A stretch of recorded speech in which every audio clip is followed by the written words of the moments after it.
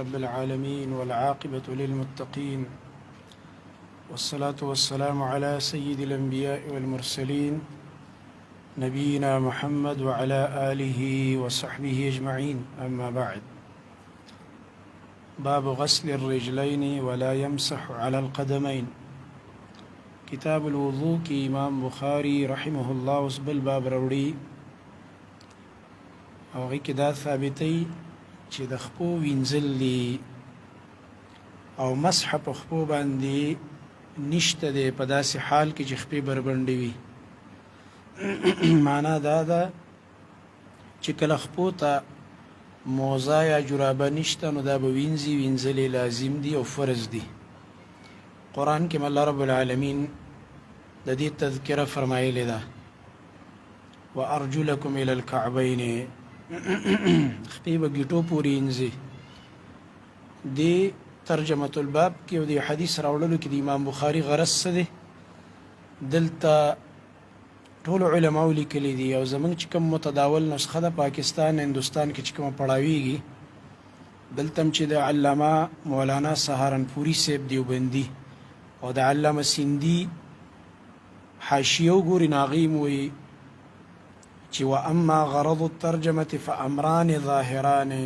هر چې دا ترجمة الباب امام بخاري لګولی دی کې دوه ظاهري خبرې دي. نو اول یې ذکر کړی احدهما الرد على الشيعة القائلين بجواز مسح القدم. امام بخاري رد کوي په هغه شیعګانو باندې.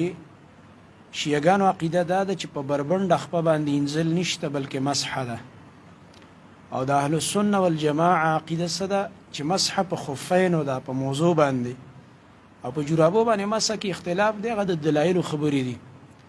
خو مسح د خفینو باندې ټول متفق دی اهل السنه والجماعه. او د اهل السنه والجماعه عقیده دا ده چې خپه کله له غړه د بربنډه دا به انزلې فرض دي. او هر چې شیعګان دي نو هغوی وایي دا مسح علی الخفین هغوی نه مني، وایي موضوع باندې مسح خبرې نشته دی، بلکې هغوی وایي چې دا بربنډه خپه باندې به مسح کې د دې له غړې خپې مینځل نشته دی. نو امام بخاري په شیعګانو باندې ځای په ځای رد کوي. نن سبا بعضې د ماښام خاپیرکان را پیدا شوي دي او په امام بخاري باندې ردونه کوي. او د امام بخاري رحمه الله سره اصل کې بغض نه دی، بغض د نبی صلی الله علیه وسلم دغه احادیثو سره دی چې کم امام بخاري رحمه الله په صحیح سندونو باندې را نقل کړي دي. اصل کې د دې خلکو مزاج د حدیث سره نه لګي، نو په دې وجه باندې دی را لګېږي په امام بخاري رحمه الله طعنونه کوي. یو طعن پکې دا کوي او دا هغه طعن دی چې ماشومان مور پورې خاندي. د علم په میدان کې علما خور پورې خود خاندي، ځان د دنیا د خندا کو چې و امام بخاري شیعه دی، نعوذ بالله من ذلك. و هذا اکذب الکذب، په دروغو کې غټ دروغ دا دي چې ټوله دنیا ور پورې خاندي. امام بخاري چې دی د تاریخ وګوره، ټول امت وی دا امام من اهل السنه، دا د اهل السنت والجماعت په ائمو کې ډیر عظیم امام دی. او د شیعګانو بیخ او بنیاد ایستلی په دې صحیح بخاري کې. دې وجه نه شیعګان باندې ډېر بد لګي، منکرین حدیث پرویزیان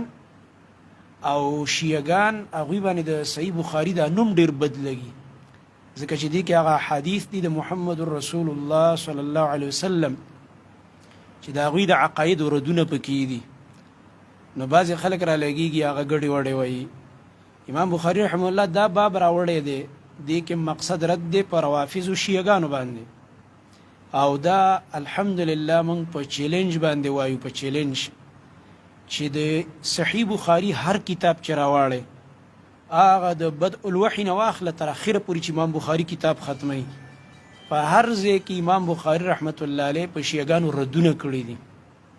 نو دا یو سړی چې په حدیثو پوهیږي نو د امام بخاري رحمت الله علیه کتاب په غرض هم نه پوهیږي، بلکې د دې د رواتو نومونه ورله نه ورځي، غلطې وایي، ورانې وایي. هغې هسې د اردو یو دوه چېرته د منکرین حدیث رسالې کتلي د انګریزانو چې کوم ایجنټان دي، انګریزانو دلته غلام پرویز پیدا کړی، غلام احمد پرویز، د انګریزانو سره یې نوکري وکړله او بیا کېناسته په بخاري باندې ردونه شروع کړه. لکه سړی چې په سپوږمۍ ته د شپې غاپي یا د ورځې نور ته لاړې توکي، دا کار یې وکړو. غلام احمد پرویز وکړو، تمنا عمادي ظالم بدبخته جاهل مرکب د زمانې هغه دا کار وکړلو، ملعون انسانو، بدبخت انسانو، عبدالله چکړالوي دا کار وکړلو، دغه رنګه نیاز فتح پوری دا کار وکړلو، سر سید احمد خان ماشټر چې کومو د ګمراهۍ هغه دا کار وکړلو، او داسې چې کوم دی حبیب الرحمن کاندیلوي چې کوم دی ګمراه، او عمر احمد عثماني ګمراه، او ملتانی مولا ګمراه، دی ټولو دا کارونه وکړه. انګریزان له ښه زبردست خدمت کړی دی. او بیا دروغ وایي صفا. په حدیث د بخاري کې به خبره نه وي بخاري کې داسې دي، بخاري کې داسې وی نه دي، ته پې نه پوهېږې، خیر دی هغه چاته کښېنه، تا ته ګناه نشته، موږ به ستا جهالت کیدای شي ستا عذر وګڼو، چېرې ته پوهېږې نه جهالت دی دی ځکه داسې خبرې کوې. او په کار تاله دا وایي سړی په یو فن کې دغه نه علم یې نه پوهې نه، نو د هغه فن علماو ته رجوع وکړي. میډیکل کې اوس ته پوهېږې نه، نو ډاکټر له ورشه. انجینیرینګ کې د مهارت نشته، نو انجینیر له ورشه، چې یو تعمیر کې یا روډ جوړی یا بلډینګ جوړی، نو انجینیر ته رجوع کوه. نو چې په حدیثو نه پوهېږي، نو یو شیخ الحدیث صاحب له ورشه، ابه دې پوهېږي، ابه تا ته ووایي چې یاره د دې حدیث دا مطلب نه دی، دا مطلب دی، او دا ته چې کوم د خېټې مطلبونه راوباسي دا پکې ډوشته دی نه.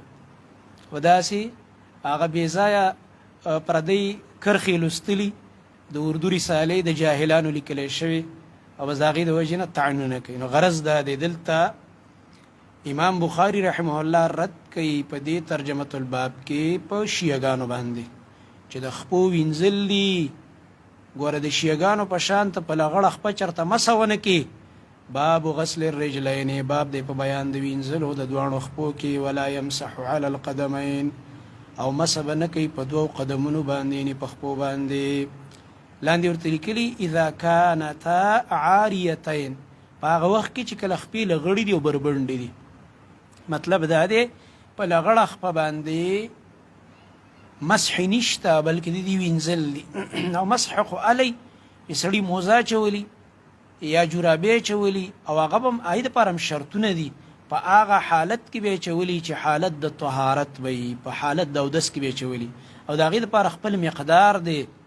د هغې دپاره خپل وقت دی. چې یو سړی مقیم دی نو د هغې دپاره یو شوه روز، او یو سړی مسافر دی دپاره 3 ورځې 3 شپې. هغه د خپل ځای مسله ده، د دې ځای نه ده. وبه قال حدثنا موسى قال حدثنا أبو عوانة عن أبي بشر عن يوسف بن ماهك عن عبد الله بن عمرو قال تخلف النبي صلى الله عليه وسلم عنا في سفرة. دا حديث مخكي دو دريز التيرش. عبد الله بن عمر فرمي رضي الله عنهما ذكر دي او بلاري عمرو بن العاص دوانا صحابة دين رضي الله عنهما بوي. تخلف النبي صلى الله عليه وسلم عنا في سفرة، من رسول الله صلى الله عليه وسلم په یو سفر کې رستو پاتې شوی. د رسول الله صلی الله علیه وسلم عادت مبارک بتاو تاسو، دا عادت یو تاسو ته مخکې ما ویلي چې نبی صلی الله علیه وسلم نور ملګري ځان نه مخکې کړه په سفر کې یا په غزا کې به چې لاړلو، خپله به وروستو روانو. نبی صلی الله علیه وسلم کې دا تکبر علامه نه وه چې هسې نیغ نیغ کېږي او مخکې روان او خلک ترې وروستو را روان، دا د متکبرینو نښه ده. رسول الله صلی الله علیه وسلم کې عاجزي وه، او دونه عاجزي پکې وه چې په لاره به تلو نو تا به ویل چېرته ښکته کوزېږي دا سر مبارک به یې لږ مایله کړی و مخې ته، د عاجزۍ د وجې نه. ټیټ مزل به یې کو چست، خو د عاجزۍ خپې به ځان پورې نه راښکلې.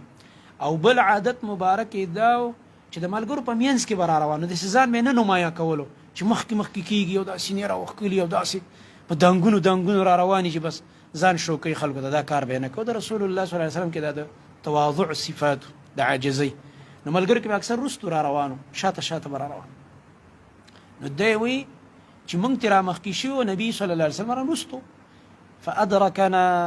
وقد ارهقنا العصر، وایي موږ یې را لاندې کړو نبي علیه السلام، او موږ نه د مازدیګر مونځ چې دی تاخیر شوی. نو د مازدیګر مونځ چې رانه لیټ شه نو ملګري لاړه زر زر یې اودسونه کول. فجعلنا نتوضأ ونمسح على أرجلنا، موږ شروع شو اودسونه م کول او مګلې م خپلې خپې نمسح. دلته امام بخاري رحمت الله علیه دا ترجمة الباب چې ولګو دي علما ترجمه شارحه وي. دا اصل کې امام بخاري په دې ترجمة الباب کې شرح هم وکړه د ونمسحو چې مونږه مسح کولې خپلې خپې. نو آیا دینه مراد دغه د شیعګانو مسح ده؟ نه، دینه مراد چې کوم دی غسل خفیف دی. دی وجې نه مونږ وایو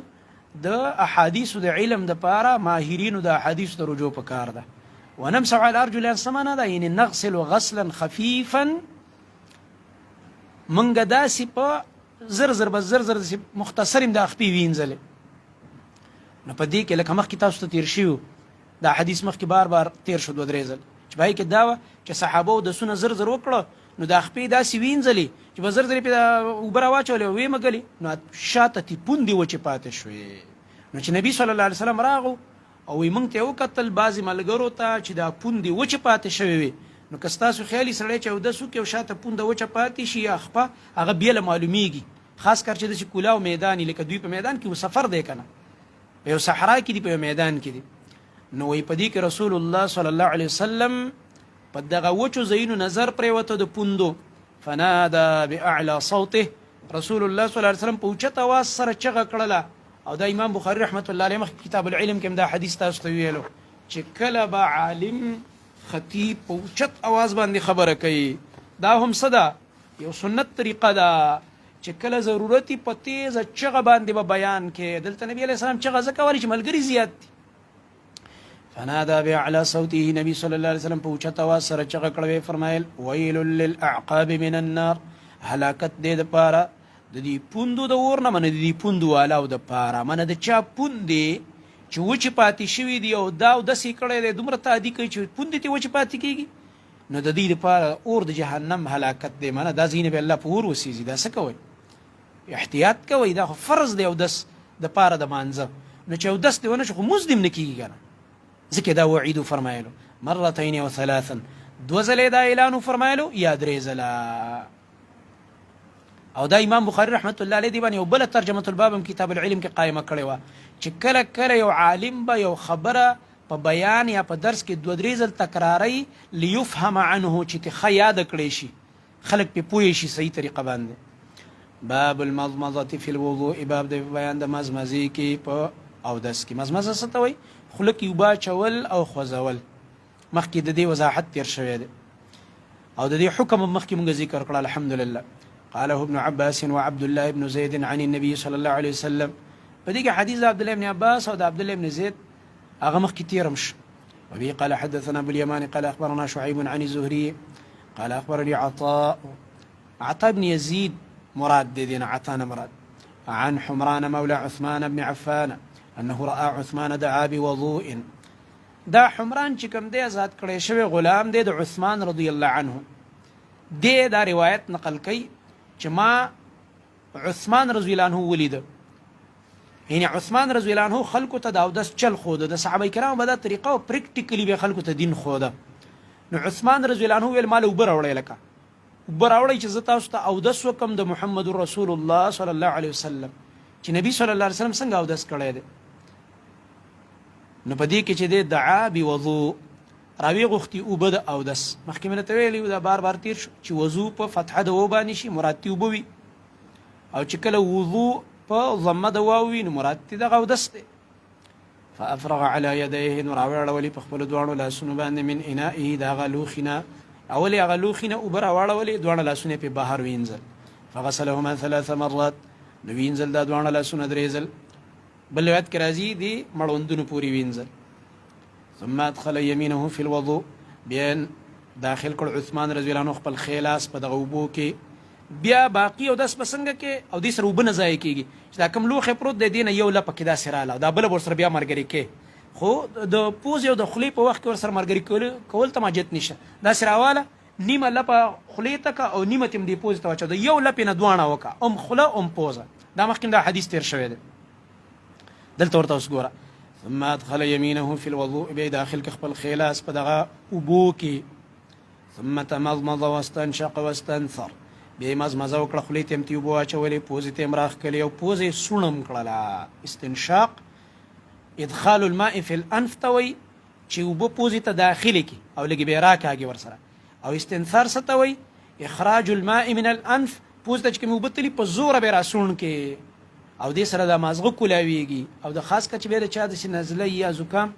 او دا ونه کې پوزه صفا نه کړي نو چې په مانځه ودرېږي بیا قرائت پې ګډوډي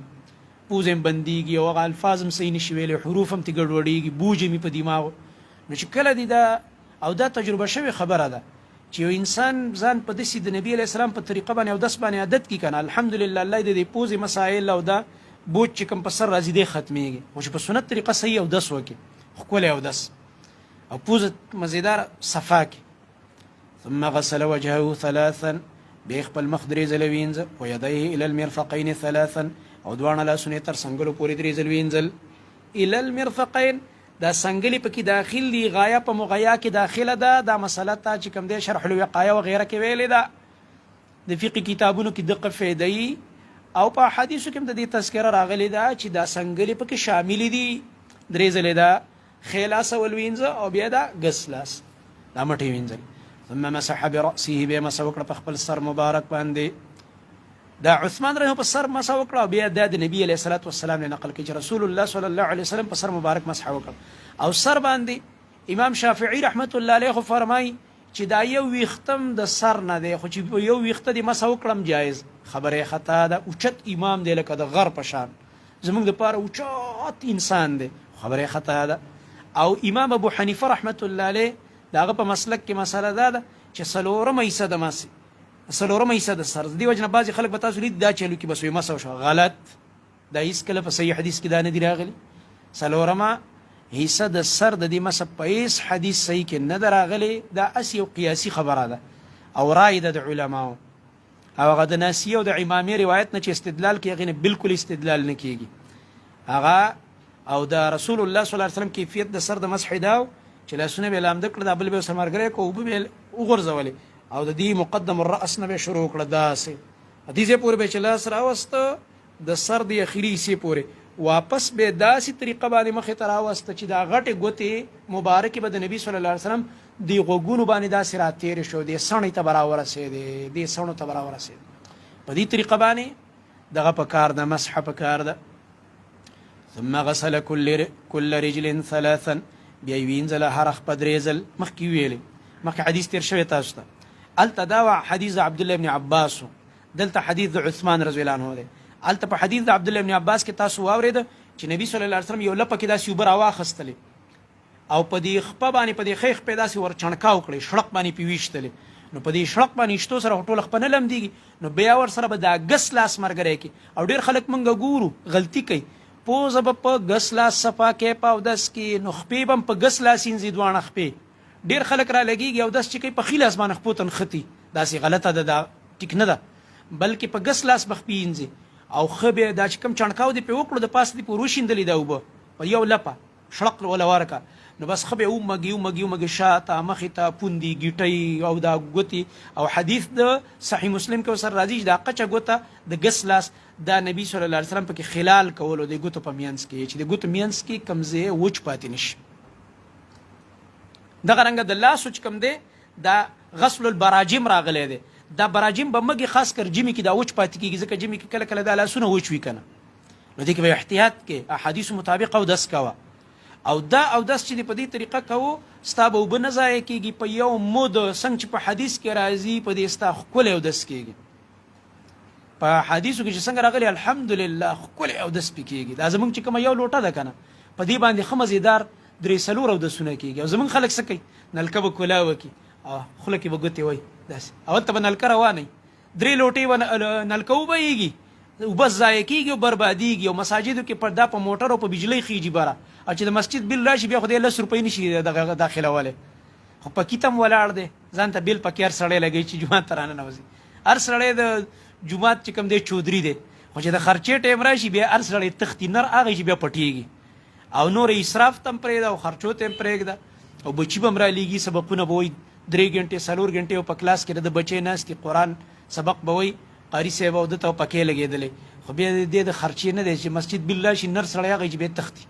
دا سینه په کار ګناه ده او به نه ځای کې سره دې نلکه کولا وکړي دا لګي خلک ګوتې وي او لګي یو مخمګي لګي ولته وبروان دي دا خو چې ته حساب وکي ته دا نلکه کولا وکاو دا ته چې او داس کې یو کس دی ورته لوټک دی او بیا دی په یو بالټي کې اړای بیا دی نو ستا خو په 1200 په لاسو لوټو او داس کېږي ظالم دا سکه او به دې ټولي برباد کړل په غس لاس نلکه بند کا خلاص کی برول او بند کا او بیا که خلک ګوتې او که مسواک وهي او که ارس کې کو کنه او که ګیره کې خلال کې او ګیره صفا کې او مخ صفا کې نو فورا نلکه بندوا خلاص کې یو لپه اوبه راخله، یو لپه غرفه واحده تاسو ته مخکې تېره شو، یو چونګ اوبه به راوالی، دا به استعمالوي د هر اندام دپاره. یو چونګ دا بل لاس به ورسره یو چونګ به د مخ دپاره هم رالي چې راوالی، دا بل لاس به ورسره ملګری کړي او په دې مخ به یې داسې راواړی درې، صرف یو چونګ اوبه د یو لاس دا چونګ چې کوم دا کافي دی. نو دا بس په یو ګیلاس باندې ښه ښکلی اودس کړي، ښه مزېدار، که د حدیثو مطابق اودس کړي او که د خپلې خوښې مطابق یې کړي نو هغه بیا خو کیدای شي چې په 3 بالټو ستا اودس وشي او بل د 3 ځله نه به زیاتې نه کوې. مخکې حدیث تاسو ته تېر شو چې نبي صلی الله علیه وسلم د 3 ځلې زیاتي نه منع فرمایلې ده. دا بعضې سړی وهمي یو کس ته ما کتل یو ځلې 18 ځلې مټې وینځلې، وهمي و 18 ځلې یو سړی مټو ته اوبه اچوي. نو دا د وهم بیماري بعضې سړي ته لګېدلي، وهمونه به نه کوې. نو خپې 3 ځله وینځلې، اول ښی خپه بیا ګسه خپه. ثم قال بیا نورو حدیث کو سر راځي د سننو په روایاتو کې. د سننو روایت امام بخاری رحمت الله علیه کله کله هغه روایت د سننو دلته رانقل نه کي. نو دې کې هم بعضې خلک چې په بخاري نه پوهېږي څه وایي دا امام بخاري چې دی وایي دی وایي چې ما ته 6 لکه حدیث یاد خو دې بخاري کې مې ته دا صحیح حدیث رانقل کوي، د په نظر دا ټول دا باقي چې کوم پاتې دا ټول غلط دی. دی وایي نه مني، نعوذ بالله من ذلک، والله هذا بهتان عظیم. دا په امام بخاری لوی بهتان دی او د ویونکي لوی جهالت دلیل دی. امام بخاری په ټوله دنیا کې یو سړی وګرځي او دا خبره دی را پیدا کی چې امام بخاری ویلي چې کوم حدیث زه په صحیح بخاری کې رانوړم دا زه نه منم یا دا زما په نظر ضعیف دی. نه، په صحیح بخاری کې د شرطونه سخت دي چې دې شرطونو مطابق نه نور د په نظر صحیح وي هغه، خو شرطونه دلته سخت دي د پراویانو کې چې هغه شرطونه نه برابر نو دی نه راوړي، نور هغه د په نظر صحیح وي. بار بار تاسو ګورئ ترجمه الباب کې ورته د اشاره کوي، مطلب دا چې دا روایت صحیح دی خو ما نه دی را نقل کړی په سند سره، ځکه چې دې کتاب کې ما په ځان کوم شرطونه لګولې دي د دې مطابق نه دی. نو دا بعضې خلک یې بس هسې غریبانان هوا راکاږي. زموږ یو ملګری هغه بل دا بعضې خلک هسې هوا راکاږي، وران ریډوي چې بس هغه ریډو چې وران شي که نه چې بټن ورته په دغه 300 سټیشن یې راکاږي. پوهېږي په معنی دا اوس کومه خبره کېږي لګی دی، اوازونه هم ترې 3 او 4 روځي. نو وران ریډو به د ځان نه جوړی چې نه پوهېږي علماو ته رجوع کوه، وران ریډو ځان نه مه جوړوه او په مسله صحیح ځان پوهه کوه، په خبره پوره ځان پوهه کوه. خیانت کې دا راځي، دروغ وی په مؤمن باندې. امام بخاری رحمت الله علیه دروغ وی. او بل دا چې امام بخاری رحمت الله علیه کله دا ویلی دي چې دا ما کوم روایت دی بخاری کې نه دا به ټول ضعیف زما په نظر، خو نور کتابونه هم شته. الادب المفرد ده نه دی لیکلی، پای کې داسې حدیث راوړي دي کې نشته، ولې هغه ای کې دا ویلي چې دا زه ضعیف راوړم څه. نو داسې بې ځای خبرې دي. نو رسول الله صلی الله علیه وسلم دا کیفیت د اودس عثمان رضی الله عنه را نقل کوي ملګرو ته. نو چې کله عثمان رضی الله عنه پوره اودس وکړلو ثم قال به یې وفرمایل ما درته دا خبره کوله چې د سنن روایت کې سره دا هم راځي چې په آخره کې به لږ اوبه راوالي او خښتک ته به یې چڼکاو کې. ولې فایده یې دا ذکر کوي نبی صلی الله علیه وسلم چې تا ته به وسوسې نه راځي، خاص کر ژمي کې دا کپړه انسان نه یخه یخه لګي. نو کله کله انسان ته وسوسه راشي چې بدن نه مې څه خارج شو که څنګه، او حالانکه د کپړې یخوالی د بدن نه څه وتې نه، نو د دې وهم د ازالې دپاره به اخره کې دا چڼکاو کې د دغه حکمت دی او فایده ده. ثم قال بیا عثمان رضی الله عنه فرمایل اخره کې رأیت النبي صلی الله علیه وسلم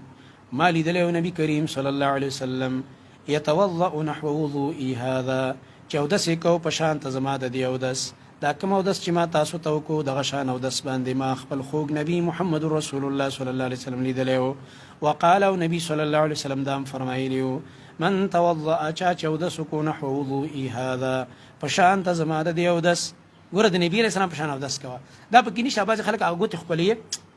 دا ګوتې ښکلوي لګي، لیدلي به مې بعضې خلک او دا چل نه کوي په اودس کې، دا چل د پس هېڅ صحیح حدیث کې نه دي راغلی چې یو خبره په صحیح حدیث نه وه ثابته هغې باندې به عمل نه کړي. نه ګوتې ښکلول شته په اودس کې او نه پکې داسې شته، دا هم پکې نشته. دا داسې بعضې خلک کوي که نه په اودس کې، تاسو به لیدلي، دا هم نشته په هېڅ صحیح حدیث کې. دا چل چې کوي دا هم په هېڅ صحیح حدیث کې نشته. او د رسول الله صلی الله علیه وسلم دقه اودس دی چې دا دلته تا واورېده چې دا مخکې عبدالله ابن عباس رضی الله تعالی عنهما را نقل شو او دلته د عثمان رضی الله عنه نه.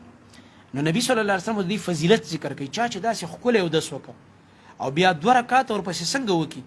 داسې په توجه چې په زړه کې نور فکر رانه ولي او دې مونځ ته توجه ده او د الله بندګۍ ته او په عاجزۍ رب ته ودرېده، الله به مخکني ګناهونه معاف کړي. سبحان الله. وقال او فرمایل رسول الله صلی الله علیه وسلم من توضأ نحو وضوئي هذا چا چودس کو په شان ته زما د دیودس ثم صلى ركعتين بيد ورکعت نفل وکړه لا يحدث فيهما نفسه لا يحدث غزائري لفظي معنا دا چې خبرې نه کوي په دې دوانو رکعاتونو کې د ځان سره خبرو کول څه مطلب دی یعنی نفس سره خبرې دادي خیالات سوچونه چې ولاړ په مونځي او ګرځي په سوچونو کې په قصه خانه بازار کې ولاړ په مونځي او ګرځي چې کم دی د صدر په بازارونو کې او په مینه بازار کې ګرځي او ګوره بازار کې ګرځي نه داسې مه کوه یا ولاړ په مونځي او په سټیډیم کې د کرکټ شروع کړی په دماغو کې نه داسې مه کوه مونځ ته ولاړې رب ته ولاړې دې مونځ ته سوچ کوه بعض علما وایي چې لا يحدث فيه ما نفسه مراد دی قصد او عمد د قصد به ځان له سوچونه نه راولي بعض خلک په مونځ ولاړې سوچونه به کوي لکه سوچ بند که کنه خپل سوچ وي دی بند کی نه د ځان سره خبرې نه کوي د خپل نفس سره نه بې ځای سوچونه نه کوي بلکې د خپل مونځ ته او د عبادت ته او د مونځ معنا ته دې ته فکر دی او په خشوع باندې ولاړ دی څنګه چې قرآن کې الله فرمایي والذین هم فی صلاتهم خاشعون دا مؤمنان په خپل مونځ کې خشوع کوي یعنی مطلب دا دی د زړه کې عاجزي کوي رب ته او په ادب باندې ولاړ دی او داسې ښکلي 2 رکعاته وکړي چې د هغې معنی ته سوچ کوي په رکوع کې سوی په سجده کې په قیام کې په قومه کې په قاعده کې دې ټول ته سوچ دی داسې ښکلي 2 رکعاته چې ورپسې وکړي نفل نو څه چل به وشي غفر الله له ما تقدم من ذنبه بخنه به وکړي الله رب العالمین دته د مخکنو ګناهونو الله رب العالمین په دې باندې ګناهونه معاف کوي د بنده نو په دې کې کوم ګناهونه مراد دي دا مسله به درته مخکې ویلې ده الحمدلله ځکه د اهل السنه طریقه څه ده جمع النصوص دا نور ډلې ولې ګمراه شوي معتزله ګمراه شو منکرین حدیث اول هغوی د هغې نه مخکې چې کوم دی بعضې تیر شوي دا خلک چې دا کم ګمراه شوي دي معتزله جهمیه خوارج روافض او مختلف ډلې او دغه رنګه مرجئه دا مختلف ډلې تیر شو او څه به وروسته راځي د دوی د ګمراهۍ وجه دا ده چې دوی جمع النصوص نه کوي یو حدیث ته وګوري او بس هغې باندې ټوله خبره وتلي نو بس وایي چې دا دلته څه دي دا دي او نور څه نشته نور د کتلي نه نو نه په علم وي نه ټول احادیث راجمع کا نو چې نور احادیث ورسره راجمع کړي هغې کې دا ده چې ستا ګناهونه به الله کم معاف کوي چې کم هغه ګناهونه دي چې بغیر د شرک نه دي ګوره نصوص به ورسره راجمع کړي که نه ګناهونه به دې الله معاف کړي ګوره شرک معاف کېدل نشه شرک نه مستقل توبه کوي او پرېږدې به شرک معافي نشته ان الله لا یغفر ان یشرک به ویغفر ما دون ذلك لمن یشاء دا خو 2 رکعاته دي چې په کعبه کې ولاړې او ټوله شپه تهجد کې او هر کال حجونه کې او روزانه عمرې کې او د زمزم وبس کې که نه او په زمزمو دله بیا غسل هم درکړي د مرګ نه پس او کفن دله درکړي او په مکه کې دې خښ کړي الله دې نه معاف کوي چې شرک درکړي ځکه ابوجهل هملته خښ دی او زمزم به یې څکل او د کعبې خدمت به هم کوو او د مسجد حرام خو په دې باندې الله رب العالمین هغه نه دی معاف کړی هغه الله رب العالمین په دې باندې نه دی معاف کړی نو په دې بنا باندې دلته ورسره به د نورو نصوصو د وجې نه دا قید ولګي ګناهونه الله معاف کوي خو چې شرک نه وي دغه رنګه هغه ګناهونه چې حقوق العباد په تا پورې تړلی شوي او برباد کړي دي دا هم نه معاف کېږي څو پورې چې دغه بنده نه یې معاف کړی د مور پلار حق دی برباد کړی د رونو خویندو حق دی برباد کړی دی دغه رنګه د ګاونډي حق دی برباد کړی دی دغه رنګه پردې حق دی خوړلی دی خیانت دی کړی دی ظلم غصب دی کړی دی چې دغه کس نه معاف کړی رب العالمین دې نه معاف کړي یو ځل به دې ورته رب مخې ته ودروي د قیامت په ورځ باندې چې هغې نه معاف کړی الله دې هم نه معاف کوي یاد ساته نو دلته ګوره ورته الله رب العالمین مخکني ګناهونه معاف کړي نو بعضې علما وایي صغایر معاف شي او کم کبایر چې د الله خوښ شي کیدای شي هغه سره الله معاف کړي مونږ خو ترې تپوس نشو کولی چې د الله خوښ شي او فيما بينه وبين الله وي او چې کوم حقوق العباد دي نو چې بنده نه معاف کړی الله رب العالمین دې نه معاف کړي اوس وایي یو بله خبره کوي امام بخاري رحمت الله علیه چې ګوره کله کله انسان اودس کوي که نه ګوتمۍ اچولې ده یا دې وخت کې اوس مثلا ګړۍ دي بنګړی دی یا کړۍ بعضې زنانه اچوي وایي دې کې احتیاط وکړه د دې د لاندې چېرته د نه دا مټې او دا کوم ځای وچ پاتې نه شي نو په اودس دوران کې دا لږ وخوځه راوخوځه چې اوبه لاندې ورشي وكان ابن سيرين او امام محمد بن سيرين رحمة الله عليه يغسل موضع الخاتم اذا توضأ هغه به دا ګوتمې هغه ځای انځلو چې کله به اودس کو دا روایت چې کوم دی په مصنف د ابن ابي شیبه کې راغلی دی انه اذا كان توضأ حرك خاتمه، هغه چې اودس کو خپل ګوتمې له حرکت ورکو. نو چا ګوتما چولې نو چونکې دا اندامونه لمدول خو فرض دي په اودس کې، نو اسنه چې لاندې کوم ځای وچ پاتې شي. باب غسل العقاب، باب دی په بیان د انزلو د پوندو کې. دا اصل کې تتمه ده د باب سابق نه. دا مثلا مخکې باب کې مو او هغه تیر باب کې تیر شوله، نو دا یو تتمه شو د باب سابق چې خاص کر ګورا د پوندو ډیر خیال وساته، ځکه انسان کله کله دې ته خیال نه یو، خاص کر کم سړي چې تادی ولا جمع را نزي، لکه جمع خو ستا عذر دی ځکه اودس دی لا نشته، نو اودس وسې وکړه کنه. دې لپاره چې ته زه جمع را لاندې کوم نو اودس دی خراب نه، چې اودس دی ونه شو دا جمع سکه چې سره موز دی ونه شه د الله بنده، اول اودس صحیح وکړه. پوندې اکثر خلکو نه پاتې شو منډه کې، داسې نه ده پکاره. نو دې لپاره اوس دا راوړي مقصد د باب څه دی؟ المبالغه في غسل الاعضاء التي غسله فرض. مبالغه پکار ده په هغه اندامونو انزلو کې چې انزل فرض دي. کوم اندامونو چې انزل فرض دي کې مبالغه وکړه، احتیاط وکړه چې وچ در نه پاتې نشي. وبه قال حدثنا آدم بن أبي إياس قال حدثنا شعبة قال حدثنا محمد بن زياد قال سمعت أبا هريرة وكان يمر بنا والناس يتوضؤون من المطهرة. داوس محمد بن زياد رحمة الله عليه تابعي دي فرماي وی ما دا ابو هريره رضی الله تعالی عنه نو اوریدا په داسې حال کې چې مونږه ناستو او نور خلکم ناست یو دس کې د مطهرین، مطهره ستوي آلة الطهاره، هغه سیس چې پای کې وب پرتی او وب تیر رواني او خلک پی او د سنکې لکه یو لوخه یا دی وخت را ټینکې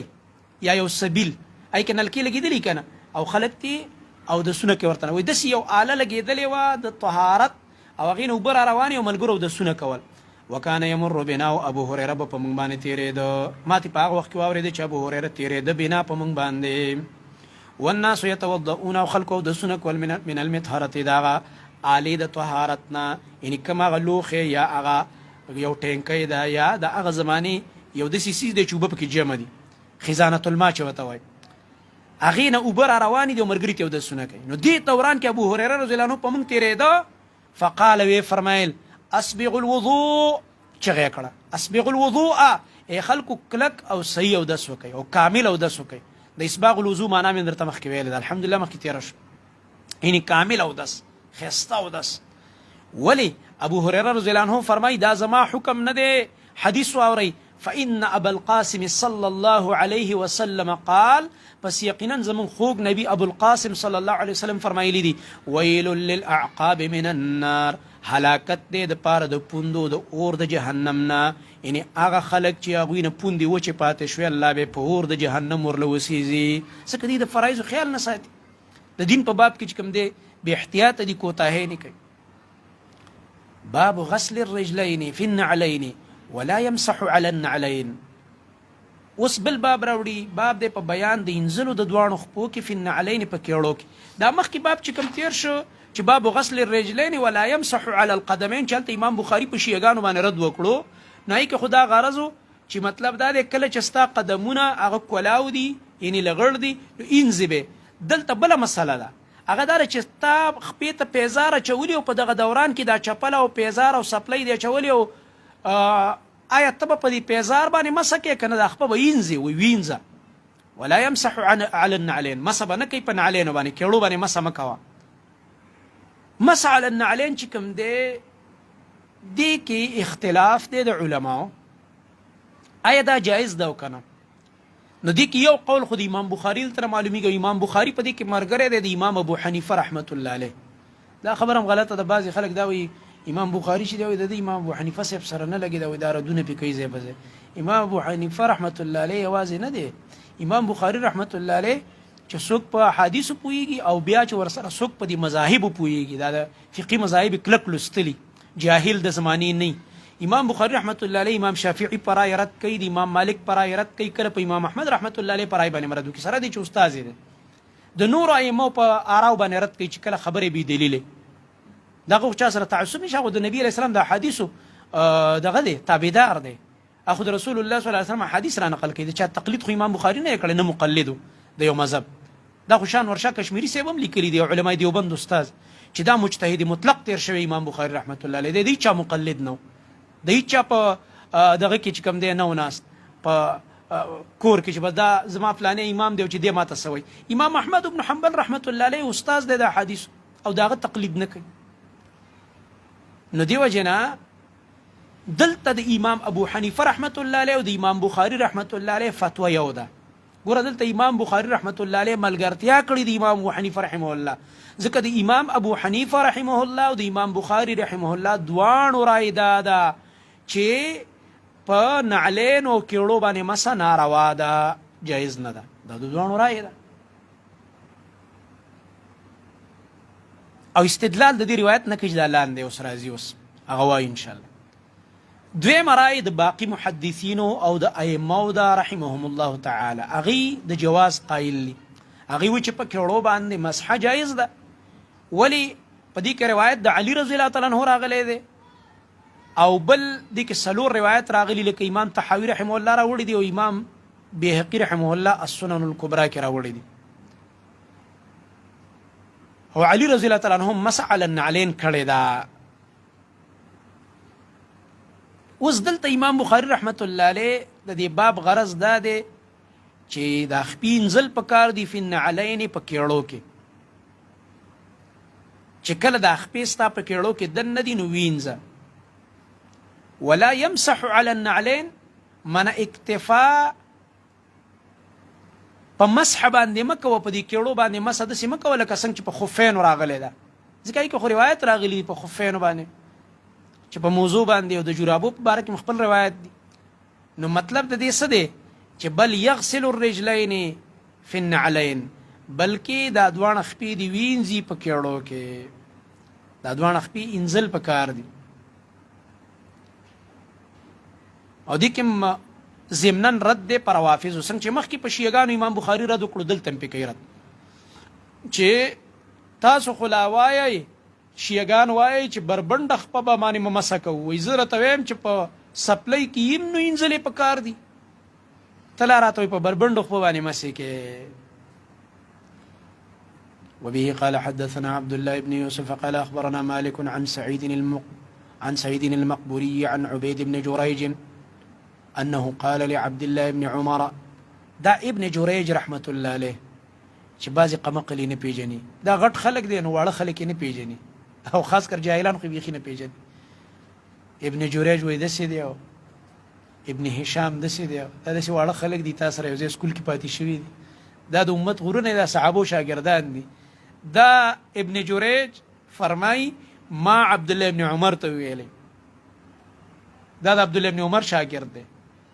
دا د صحابو شاګردان دي. د دې باره کې لږ احتیاط سره خوله خوځول پکار دي، دا د امت سلف دي. دی ابن جريج صاحب عبد الله بن عمر ته ویلی یا ابا عبد الرحمن، دا د عبد الله بن عمر اسم کنیت دی. ای ابو عبد الرحمن صاحب سلور خبرې زه پتا کې ګورم او زه چې دا نور ملګري ستا ګورم صحابه هغې نه کوي او ته کې، دا څه وجه ده؟ رأيتك زه تا ګورم تصنع اربعا چې ته څلور کارونه کې، لم ارى احدا من اصحابك، زه نه وینم یعنې ما نه دي لیدلی یو تن ستا د ملګرو نه یصنعها چې دا کار یې کړی. نو قال عبد الله بن عمر ورته ویلي رضی الله عنهما دی ابن جريج رحمت الله علیه ته، وما هي یا ابن جريج، وما هي یا ابن جريج، ابن جريج صاحب دا کم کارونه دي چې زه کوم او تا پې زما نور ملګري نه دي لیدلي. لم اره احدا، ده نه دي لیدلي. د نه لیدلو معنا دا نه ده چې ګنې هغې هم نه کوي نور صحابه، دا د خپل علم مطابق خبره چې ما خو نور نه دي لیدلي او تا وینم چې ته داسې کوې. ده ورته ویل کم کارونه دي؟ نو قال ابن جريج صاحب ورته ویل رأیتک لا تمس من الارکان الا الیمانیین، یو خو زه تا ګورم چې ته نه مسکې د دې کعبې د څلورو ګوټونو نه مګر صرف دا دوه ګوټونه ارکان یمانیین، رکنین یمانیین صرف چې کوم دی هغه مساکې. یو خو د حجر اسود ګوټ دی، هغې ځای نه طواف شروع کېږي، یا به لاس وروړی ښکلی به، یا به امسا وروړی ښکلی به، یا به ډایرک ښکلی، او یا به ورته لرې نه اشاره کړي. او بل چې دا یو ګوټ هم پرېږدي او دا بل هم پرېږدي او بیا واپس راځي د درېیم ګوټ ته، نو دا رکن یماني دی. او دې ته رکنین یمانیین ځکه وایي د حجر اسود دا ګوټ او دا رکن یماني چې دا دواړه اړخونه یمن طرف ته دي، دې ته ځکه رکنین یمانیین. نو زه تا ګورم چې ته ګوتې نه وروړې مګر دې دوه ګوټونو له چې کله ته طواف کې. دویم ورأیتک تلبس النعال السبتیه، او زه تا ګورم چې ته اغوندې هغه کیړۍ چې سبتیه دي. نعال سبتیه څه ته وایي؟ نعال سبتیه هغې ته وایي په هغه زمانه کې به د دې څرمنې کیړۍ وې، نو هغې باندې به ببر ویښته ولاړو. نو بعضې لباسونه بعضې دغه به داسې راتله پیزار چې به یې ببر ویښته به ولاړو، او بعضو نه به یې کټ کړي یا په ګرمو اوبو یا په یو څیز به یې تلري کړي، چمړه به یې صفا وه بالکل، لکه موږ چې اوس کوم پیزار اچو چمړه یې صفا کړي. نو ستا دا نور صحابه چې زه ګورم هغوی داسې د ویښتو والا دا پیزاره چې دا ویښته پې ولاړي، او ستا دا کیړۍ داسې چې ویښته ترې مکمل لرې شوي، دې ته نعال سبتیه وایي چې دا ویښته پې نه وي. او دریم کار دا دی ورأیتک تصبغ بالصفره، او زه تا ګورم چې ته رنګ لګې زیړ رنګ په څه باندې مراد دی؟ یا په ګیره او سر او یا کپړو باندې. اکثر علما وایي چې دې نه مراد کپړې دي، مطلب کپړو له رنګ ورکې، او یا ته مراد د ویښتو رنګ دی چې ویښتو له ته رنګ ورکې. سلورم ورأيتك إذا كنت بمكة أهل الناس إذا رأوا الهلال ولم تهل أنت حتى كان يوم التروية، او زه تا ګورم چې کله ته په مکه کې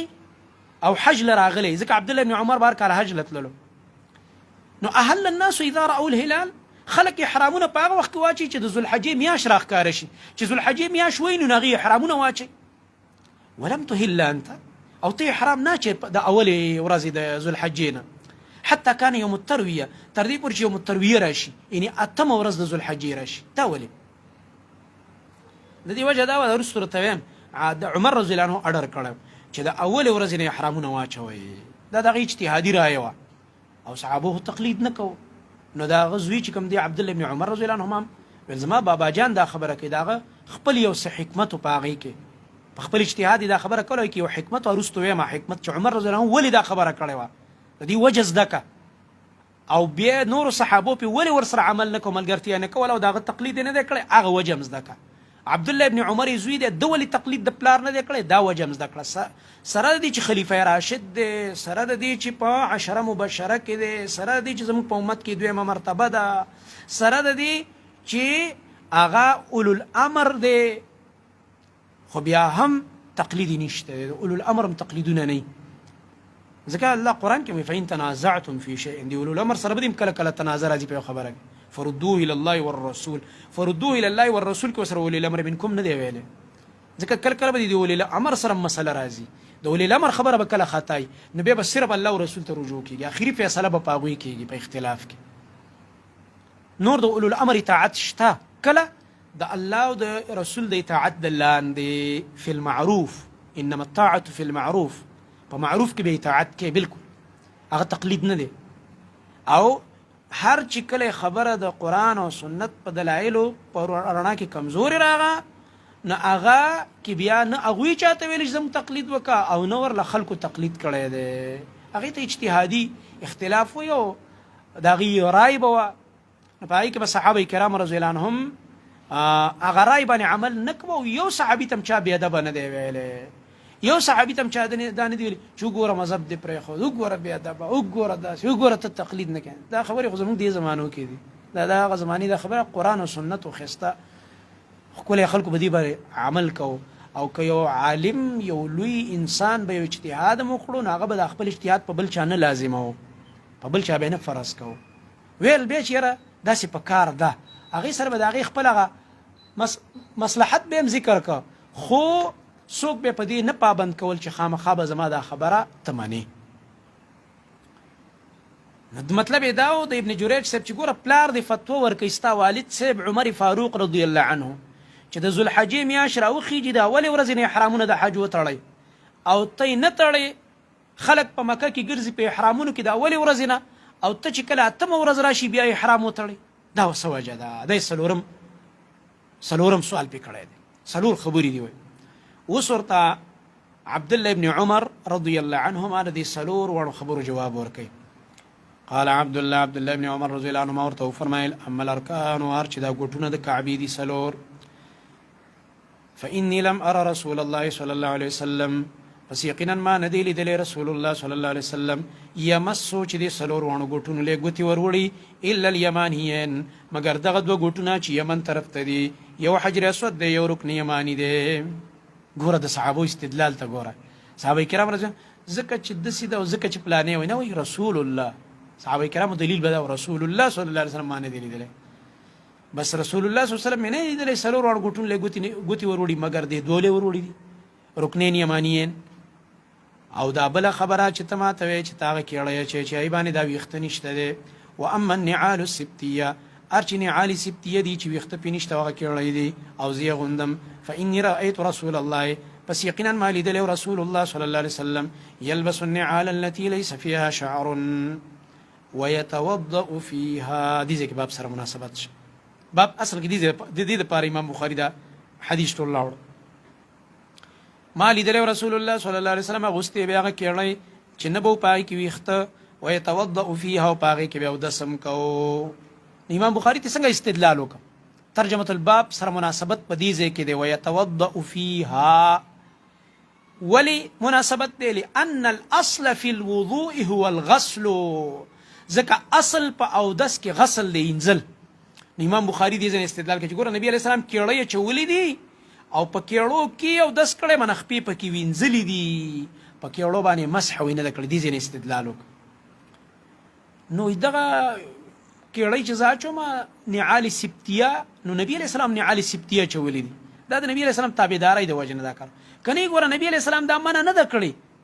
چې ګوره کمې کیړۍ په هغې ویښتې ببر ولاړي په چمړه باندې دا به ناچې دا حرام او ناروا دی نه دي ویلي. خو تاسو ته پته ده مخکې به ته بار بار ویلې عبدالله ابن عمر رضی الله عنهما د نبي علیه السلام د آثارو او د اتفاقي امورو تابعداري به هم کوله. شدید الاتباع للنبي صلی الله علیه وسلم. نو وایي سوی فانا احب ان البس دا مې مینه ده زه دا خوښوم چې زه دا واغوندم د نبي علیه الصلاة والسلام د هغه ډېرې مینې د لاسه داسې کوم. ښه ته چې وایې چې یاره ته د ګیره یا کپړه باندې دا رنګ لګې صفره به یې تک زیړ رنګ نه دی داسې هغه معمودي هغه د نصارو هغه نه دی. دا به لږ داسې د سور او د زیړ په دې درمیان کې و. و اما الصفرار چې دا زیړوالی دی فإني رأیت رسول الله پس یقینا ما لیدلی رسول الله صلی الله علیه وسلم یصبغ بها چې دا رنګ به یې لګو په خپله ږیره مبارکه باندې. فإني أحب أن أصبغ بها. او یا نبی صلی الله علیه وسلم بعض روایتو کې راځي چې نبی علیه الصلاة والسلام په ږیره باندې رنګ نه دی لګولی ځکه چې نبی علیه السلام ږیره ټوله سپینه شوې نه ده نو هغې کې ټول ویښته 20 یا 21 دانې سپینې شوې وې نو ځکه نبي علیه السلام دا نه دی استعمال کړی. البته نور صحابو ته به ویل چې یاره دا رنګ د ګیرې کلر بدل کوي یعنې نکریزه وغیره استعمال کوي دا استعمالوئ. خو دا څه فرض نه چې چا نکریزه استعمال نه کړه نو د دې زمانې د دوانو مفتیان راپاسېږي پې به فتوې لګوي. په څه پوهېږي نه په عربۍ پوهېږي نه په قرآن پوهېږي نه په حدیث پوهېږي هسې بګتې وایي غریبانان ابې لګې ردې بدې وایي په هغه علماو پسې چې هغې ګیرې له رنګ نه ورکوي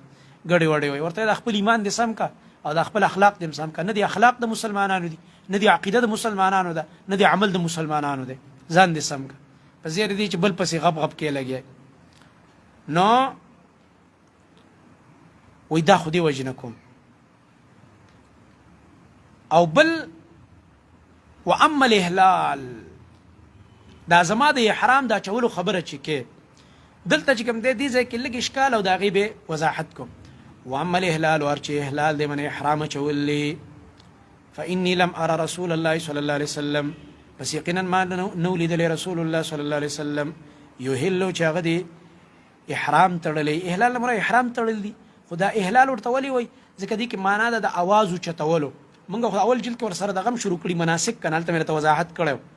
چې دې ته ولې احلال وایي دې کې اواز اوچتولو معنا ده. نو دا احرام تړلو سره اواز هم اوچتېږي په لبیک که نه تلبیه به وایي لبیک اللهم لبیک ځکه ورته احلال وایي. نو ما رسول الله صلی الله علیه وسلم نه لیدلی چې احرام یې تړلی حتی تر دې پورې تنبعث به راحلته چې پورته به شوه په نبي علیه السلام باندې خپله راحله یعنې خپله سورلی. نبي علیه السلام به چې کله د میقات نه روانېدو په سورلی به سورېده نو بیا به یې حرام تړلو. دلته سوال دا دی چې نبي صلی الله علیه وسلم خو یې حرام دغه نه تړلی و د مدینې نه تړلی و د میقات نه کوم چې د مدینې میقات دی او رسول الله صلی الله علیه وسلم را تیرېده او بیا هلته شپه وکړله او ټول صحابه را جمع شو او په سبا بیا را روانېده. هلته نه رسول الله صلی الله علیه وسلم د مدینې نه څه وکړه؟ احرام یې وتړلو. صحابه کرام هم احرام وتړلو، ذوالحلیفې نه تړلی دی. بیا نبی صلی الله علیه وسلم خو احرام نه دی کوز کړی، په هماغه احرام کې و عمره یې وکړه پای کې او حج یې وکړه. نبي علیه السلام خو حج قران کړی دی. عبدالله ابن عباس د استدلال د نبی علیه السلام نه څنګه کوي؟ ځکه نبی علیه السلام خو داسې نه دي کړي چې په اتمه ورځ یعنې یوم الترویه باندې نبی علیه السلام احرام اچولی، ځکه کوز کړی نه دی. نو په دې ځان پوي کا.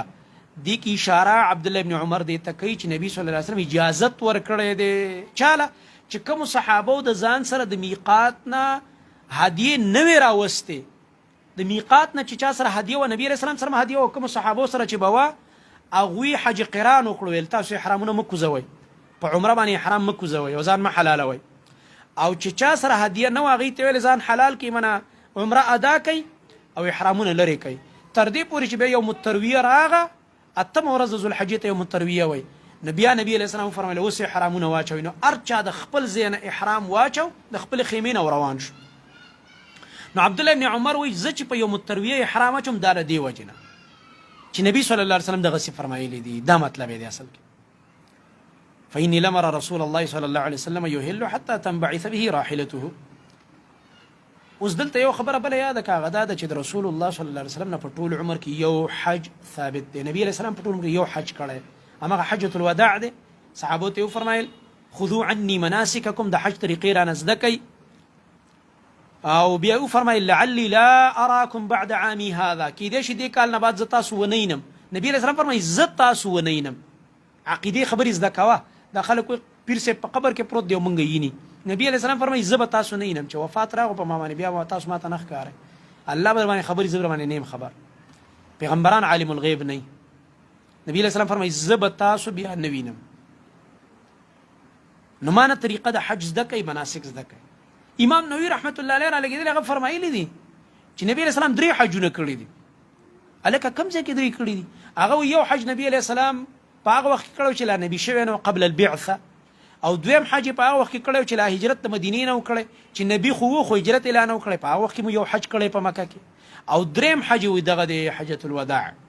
خدا خبره د امام نووي رحمت الله علیه دا تاریخي قول دی، دا په هیڅ صحیح حدیث کې نه دي راغلي. په دې خبره ځان پوه کړه. صحیح حدیثونه د نبي صلی الله علیه وسلم د یو حج ثابت دی. او بل دا عبدالله ابن عمر رضی الله عنهما چې د اولې ورځې د ذوالحجې نه احرام نه تړي، او دا ابن جریج رحمت الله علیه په سوال کوي. نو دا سوال دی ولې کوي؟ د دې وجه زده که هغه دا ده چې د عمر فاروق رضی الله تعالی عنه په دور کې هغه دا اډر جاری کړی. هغه به فرمایل چونکې د بار نه به خلک راتله حج له، دنیا د مختلفو ځایونو نه به خلک حج له راغل. نو چې حج له به راغلو نو په احرام کې به په حالت د احرام کې به ځکه اکثر خلکو به حج قران کوو، نو چې عمره به وکړم احرام به نه کوزو، ځکه چې په همدقه احرام کې به ته اوس حج هم کوې، دې ته حج قران وایي، او ځان سره به یې هدیې راوړی وې. نو اکثر خلک به په دغه کې احرام کیو. نو دا کم کسانو به چې حج تمتع کوله، نو دې کسانو خو به لا احرام نه اچولو، ځکه چې دا خو به لا په اتمه ورځ چې یوم الترویه باندې کنه. نو عمر رضی الله عنه به فرمایل چې زه دا نور خلک په احرام کې ګرځي، تاسو هم د اولې ورځې نه احرام اچوئ کنه، چې بس څنګه د ذوالحجې میاشت راوخیږي بس تاسو چې کوم دی احرامونه واچوئ. په دې باندې چونکې دا د هغه اجتهاد و د عمر فاروق رضی الله عنه رایه وه، نو دی وجه نور صحابه کرام رضی الله عنهم او د هغه زوی عبدالله ابن عمر رضی الله تعالی عنهما په عمل نه کولو. نو په دې کې خلاف دی لفتوى عمر الفاروق رضی الله تعالی،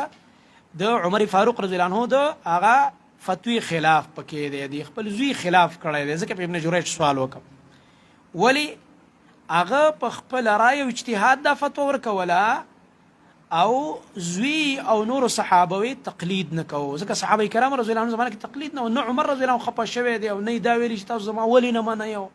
او زما به خامخا تقلید کوئ او دا زما به هره خبره منئ، داسې به نه کوئ. دا صحابه کرامو د دور دا مزاج نه و لکه زموږ د دور چې دی. اوس خو چې یو مولوي صاحب بیخي د ځان نه یو فضول خبره مو کړله، نو خامخا به یې له شاګرد مرګري مني، دا ته پوسټ نشي کولی چې دا ته د کوم ځای نه وې. دا صحابو دور داسې نه و. لوی صحابي به خبره به چې وکړله بس دلیل به ته غوښته کېده چې حدیث به پیش کړ مرګرو به سره ومانو او کله کله داسې شو چې یو عظیم صحابي یو فتوا ورکړې ده په خپل اجتهاد او کشر صحابي را لګېدلی وته چې ما خو د نبي صلی الله علیه وسلم داسې اورېدلی دي یا ما نبي علیه السلام لیدلی داسې کړي نو هغه لوی صحابي را لګېدلی خپله فتوا یې پرېښې ده او دغه کشر صحابي خبرې اخیستې ده دا باب امام بخاري رحمت الله علیه چې لګولی مناسبت په څه کې و ویتوضأ فیها دغه ځای کې ترجمة الباب سره مناسبت باب التیمن فی الوضوء والغسل اوس بله خبره کوي امام بخاري چې اودس کې یا غسل کې نو اول به د ښي اندام نه شروع کې په اودس کې به هم دا طریقه کې چې اول ښی اندام به انځي یعنې ښی لاس دغه رنګه ښی خپه دا به ولینځي او په غسل کې په کار ده چې داسې وشي درې ځل په سر اول اوبه راړولی کېږي که په غسل کې چې اودس دې وکړه اودس نه بعد اودس په اولو کې بیا به داسې اودس به کوې لکه مونځ ته چې کوې نبي علیه السلام به چې غسل کوو غسل بابونه خپل را روان دي رستو او بیا به اول په ښی اوږه باندې اوبه راواړی ښی اوږه په ګسه به یې نه راړی اول دا طرف په ښه وینځي اوبې مږې او بیا به په ګسه اوږه باندې اوبه راواړی او خپې به بیا وینځي بس پاک شولې او دا له څه دپاره کېږي چې مونځ وکړې زمونږ خلک غسل ته تکړه وي غسل کومه او مونځ نه کوي په مونځ نه کول ځان کافر کوي غسل کوي غسل و دې لپاره چې ته مونځ وکړې نو چې تا غسل وکړو مونځ نه کوې داسې شی شو غسل دې لپاره ته پاک شي چې مونځ وکړې ډېر داسې خلک دي ودونو والا چې د خپل اهل حق ادا کړي نو غسل خو سار کوي خو مونځ نه کوي والعیاذ بالله او دا کفر او د اسلام په مابین کې فرق په مونځ دی صحابه کرام فرمایي موږ به د کفر او د اسلام فرق په مونځ باندې کوو نو باب التیمن فی الوضوء باب دی په بیان د ښي اړخ په اودس کې والغسل او په غسل کې منه دا تیمن ښي اندام نه شروع کول په اودس او غسل دواړو کې لازم دي یو ترتیب او بل د ښي اړخ نه شروع دا خو سنت دی عند الجمهور الترتیب یعنی ترتیب غسل الاعضاء دا اندامونه په ترتیب انزل دا اودس په ترتیب کول او بل ښي اړخ نه شروع دا سنت دی عند الجمهور او واجب عند الشافعي رحمه الله د امام شافعي رحمه الله په نزد دا واجب ده چې هم په ترتیب اودس کې ترتیب به ورکې او هم به ښي اړخ مخکې کې ولی دلیل په څه دی والدلیل علیه دوام النبي صلی الله علیه وسلم د نبی علیه السلام همیشوالی په دلیل دی امام شافعي رحمت الله علیه فرمای ته ما ته وایي نشي ثابتولی چې نبی علیه السلام بې ترتیب اودس کړی لکه بعضې فقهاو دا مسله لیکلې که نه فقه کتابونو کې تاسو ګورئ چې خیر دی بس که بې ترتیب اودس هم شو مطلب اول خپې وینځه او بیا قلارې مخ وینځه او بیا یې ول سنګلې وینځه او بیا پکې اخر کې خولې ته اوبه واچوه بس اودس وشو نه دا اړتو پړتو د دې ته اودس نه وایي اودس به په ترتیب د نبي علیه السلام وکړي چې څنګه د رسول الله صلی الله علیه وسلم نه ثابت دی نو غسل به هم دغسې کې او تیمن پکې لازم دی ښی اړخ د هغې نه ابتدا او ښی اړخ مخکې کول ولې ځکه دا اشرف طرف دی وبه قال حدثنا مسدد قال حدثنا إسماعيل قال حدثنا خالد عن حفصة بنت سيرين عن أم عطية رضي الله عنها قالت أم عطية رضي الله عنها فرمای قال النبي صلى الله عليه وسلم لهن نبي كريم صلى الله عليه وسلم دي زنانو تفرمایلیو ام عطیه رضی الله عنها مشره زنانه و د مدینه څوک به چې وفات شو په زنانو کې دی به غسل ورکو نور زنانه به مرسره وي دا کور زنانه به مینو دا به مشره خزه و اکثر زموږ معاشره کې مدسي چرته مړی وشي مشره خزه نو اکثر هغه زنانه ولا غسل ورکوي تکړه می لګا او سلیم برابرې او تجربه می نو په دې وجه ام عطیه رضی الله عنها مشره خزه و نو د نبی علیه السلام لور وفات شو زینب رضی الله تعالی عنها بعضی وی چې زینب او بعضی ام کلثوم او سیده رج دا زینب رضی الله عنها دا لکه دی باندې تصریح امام مسلم رحمت الله علیه خپل روایت کې کړی ده نو دی چې کله غسل ورکو نو نبی علیہ السلام و فرمایل دی زنانو ته فی غسل ابنته په وخت د غسل د لور د نبی علیہ السلام کې چې کله دی زنانو د نبی علیہ السلام لور له غسل ورکو نو رسول الله صلی الله علیه وسلم دی زنانو ته فرمایل ابدأن بمیامنها ومواضع الوضوء منها ای زنانو ابتدا به وکئ د دې په هغه ښي اندامونو باندې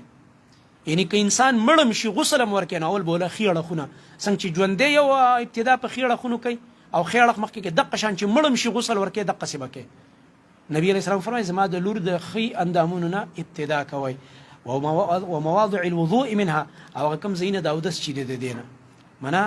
اودس کې چې څنګه کوم اندام مخکې دی به ورپسې په ترتیب اودس ورله وکړي او به له غسل په ترتیب باندې ورکړي دي کې ابدأنا بميامنها دي ځکه باب سره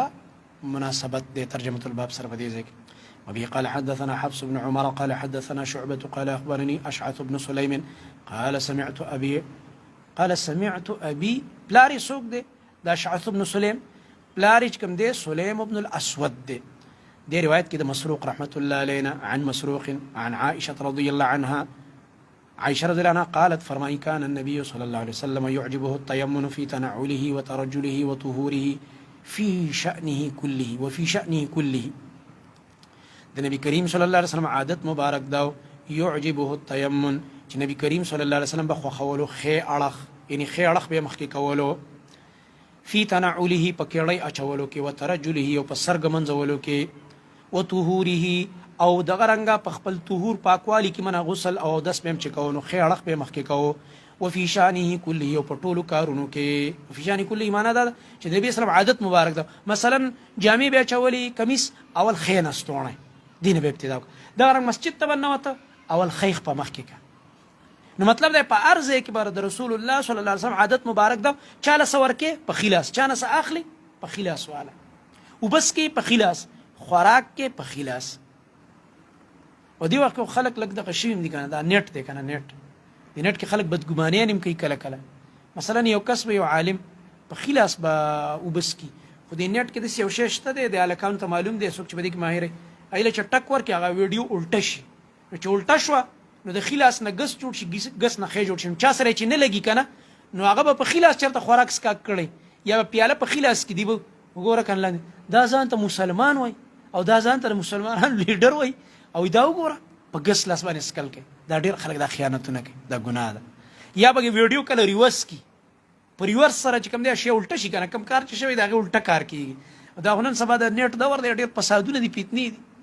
سړی ته د خزو جامع واچي نعوذ بالله کله چې کوم دی نعوذ بالله جامع تی وبس والعیاذ بالله دا ټول ناروا کارونه دي حرام دي ګناه ده خیانت او کله کله دسی کیږي دا کیمرا چې کله مخامخي کیمرا د ملګرو ته پته ده چې کیمرا کله داسې لګیدلی د دې طرف نه ریکارډینګ کیږي د یو عالم نو داغه خې اړه خې یو غسی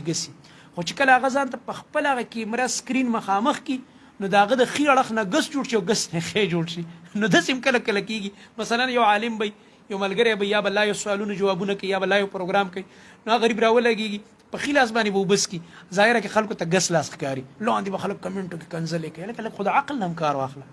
د دې کنزل خو هم تانه ته پوس کیږي دا والله چې دا کم کمنټ دی ولی کو د دې هم تانه الله ته پوس کوي فمن يعمل مثقال ذرة خيرا يره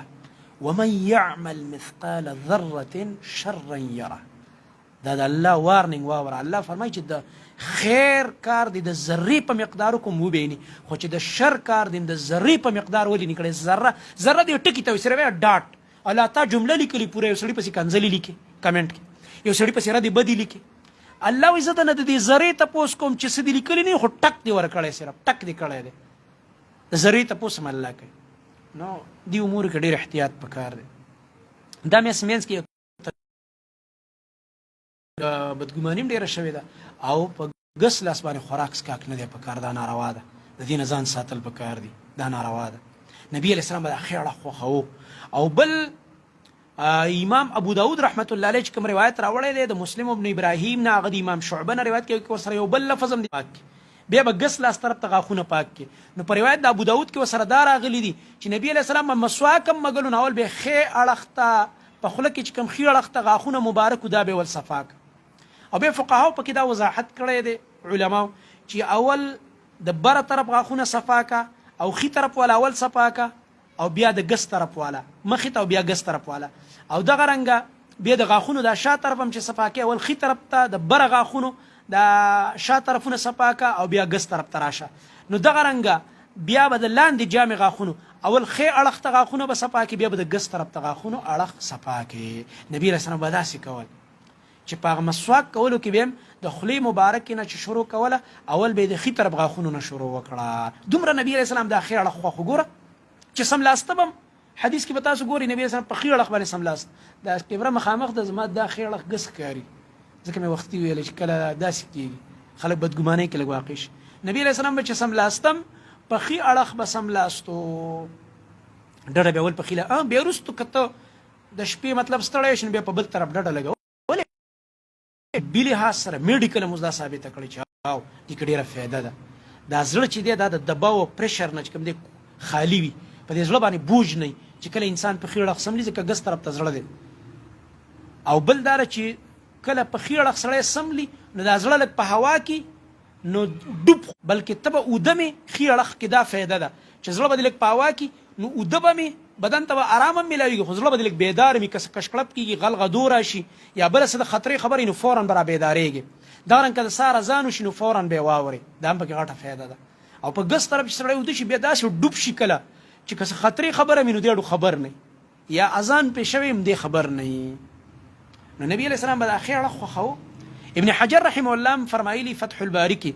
وی نبی علیه السلام ولې د اخر اړخ خوښوه يعجبه التيمم دلاندې غلي کې لانه كان يحب الفعل الحسن نبی علیه السلام نیک فعل خوښوه نیک فعل خو په شریعت کې شته کنه لکه نبی علیه السلام به چېرته تلو یو علاقې ته هلکه دې علاقې څه نوم دی نو چې ښه نوم به و هغې نه به یې ښه فعل ونیو لارې تپوس به یې وکړه د دې لارې څه نوم دی نیک فعل د چا څوک به چې راغی د هغه نه به یې د نوم تپوس کوو لکه نبي علیه السلام حدیبیې صلح کې تپوس وکړو اخره کې سهیل بن عمر چې راغی خبره نه جوړېده که نه یو سردار راغی بل چې دا سهیل راغو صحابه ته د دې سړي څه نوم دی وایي جي دا سهیل بن عمر را روان دی وایي سهیل کو سهولت معنی ده وایي انشاءالله اوس به کار الله آسان کړي نبي علیه السلام به کله نیک فعل نیولو نو نبي علیه السلام د سهیل د نوم نم نیک فعل ونیو چې دې کې د سهولت معنا پراته ده دا کار سهل کېږي موږ ته انشاءالله تعالی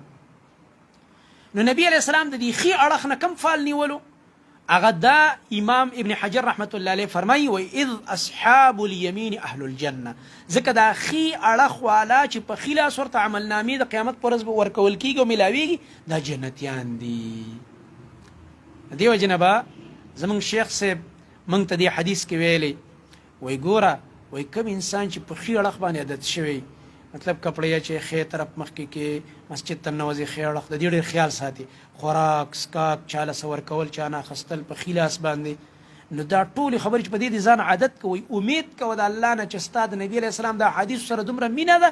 د قیامت په ورځ به الله عملنامه هم درله په ښي لاس درکړي انشاءالله تعالی ځکه چې ته د نیکو ډېر شوقي او هغه شی دې خوښ دی چې د نبي علیه السلام خوښ و د رسول الله صلی الله علیه وسلم خوی مبارک داسې و چې خیر اړخ به خوښو نو دا د دې امورو ډېر زیات چې کوم دی خیال ساتل پکار دي ډېر کسان مونږ ګورو هسې تربیت لپاره دا خبره کوم چېرته واده کې ناست دي و یاره زما دا ښی لاس په وریجو باندې غوړ دی په ګس لاس سکل کوي که بلکل داسې یو عذري نو دا ښی ورسره خیر لږ ملګری کا بلکل په ګس لاس باندې خوراک سکاک مه کوه بلا عذره دا ناروا کار دی او دا ګناه د دې نه منه راغلی سبحانك اللهم وبحمدك أشهد أن لا إله إلا أنت أستغفرك وأتوب إليك